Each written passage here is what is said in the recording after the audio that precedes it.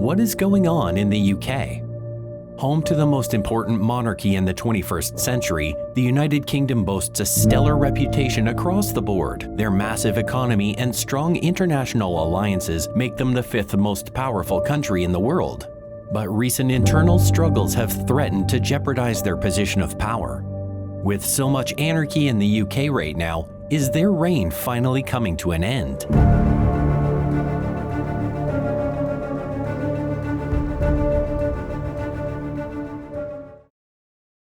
In the days leading up to the end of Queen Elizabeth II's 70-year rule, the United Kingdom found itself in the hands of newly appointed Prime Minister Liz Truss. She was elected by the majority of the Conservative Party members over former UK Treasury Chief Rishi Sunak. And after settling into office and giving a heartwarming speech at the Queen's funeral, Liz Truss was just about ready to set her plan in motion. What exactly was her plan, you might ask? To quote Liz Truss herself, her plan was growth, growth, and growth. And she was doing it a la Reagan. Then Chancellor Kwasi Kwarteng announced the new government's growth plan to the House of Commons on September 23, 2022. Their strategy was to enforce the biggest string of tax cuts in the past 50 years, which included reversing the 19% to 25% corporate tax hike and abolishing the 45% higher income tax rate in England, Northern Ireland, and Wales.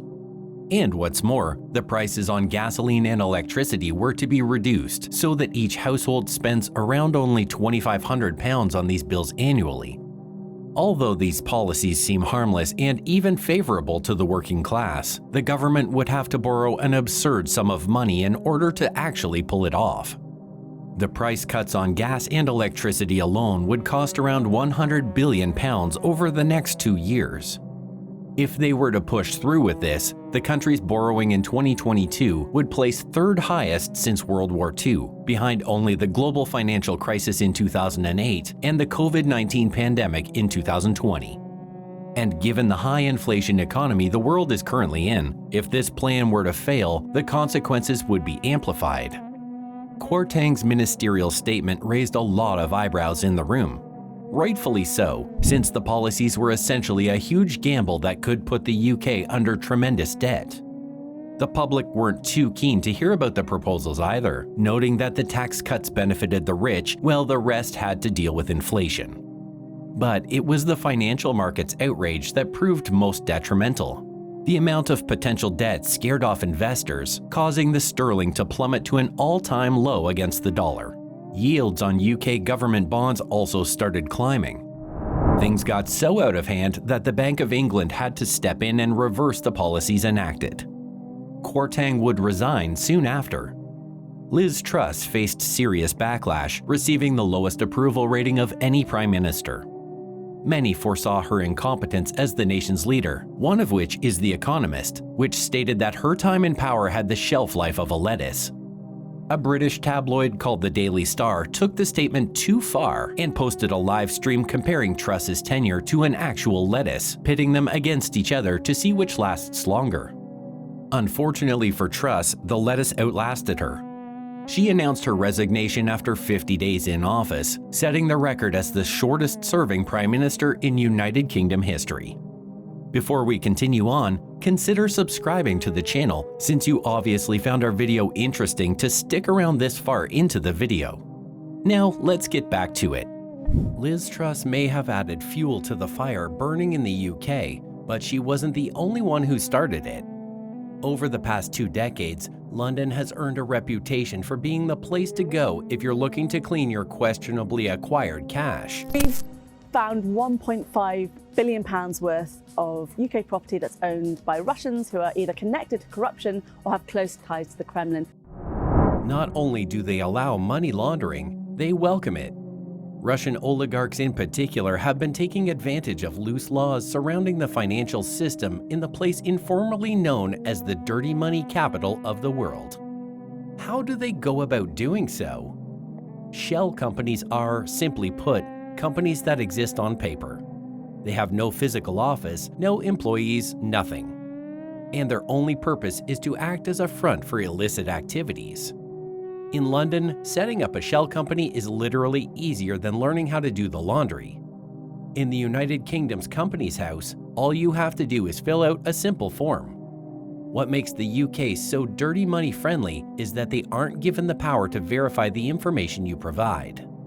You can fill out the form with a fake name and a fake address, and you'll probably get away with it.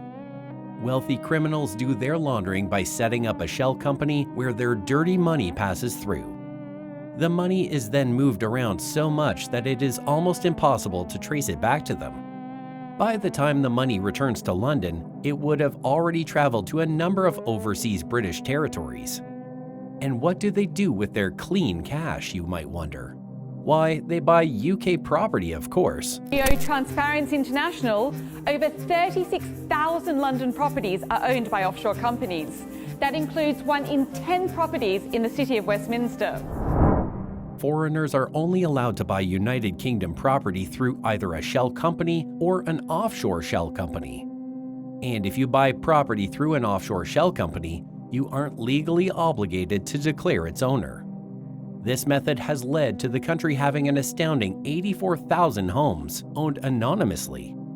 High-class neighborhoods in Kensington, Mayfair, Belgravia, and Knightsbridge are peppered with mansions bought by Russian oligarchs. Any attempt to expose money laundering operations were swiftly dealt with by London's very own. The press, whenever they try to talk or write about the relationship between London and the Russian oligarchs, are either delayed or silenced by local lawyers and politicians. About 81 British law firms have been flagged for accepting dirty money, and the Tory government has been known to have Russian ties. We shouldn't be waiting for Russia to attack others to clean up the corruption and Russian money which has been fueling in the UK. Under the Tories, a sewer of dirty Russian money has been allowed to run through London for years. Those under oligarch payroll take drastic measures to ensure the protection of their generous benefactors. At this point, it seems like their loyalty lies not in their home, but in money. In 2008, golden visas made their way to the hands of high net worth individuals. The golden visa worked by giving wealthy foreigners a chance to purchase UK citizenship for a hefty fee. This was once again exploited by oligarchs in order to give themselves more international credibility. With the amount of corruption embedded in the country's system, you have to ask, is the United Kingdom up for sale behind closed doors? Political scandals aside, the UK's economy isn't in the best shape as of late. Experts say that the country may already be in a recession.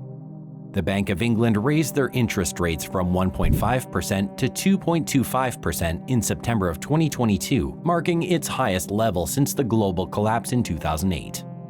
With the bank's 7th interest rate increase in a row, financial markets expect the rate to come close to 5% in the coming months. Inflation rose above 10% the following month, thanks to soaring food prices making its highest jump in 40 years. Wages for workers have stagnated due to inflation, with the average salary's purchasing power falling by 3%.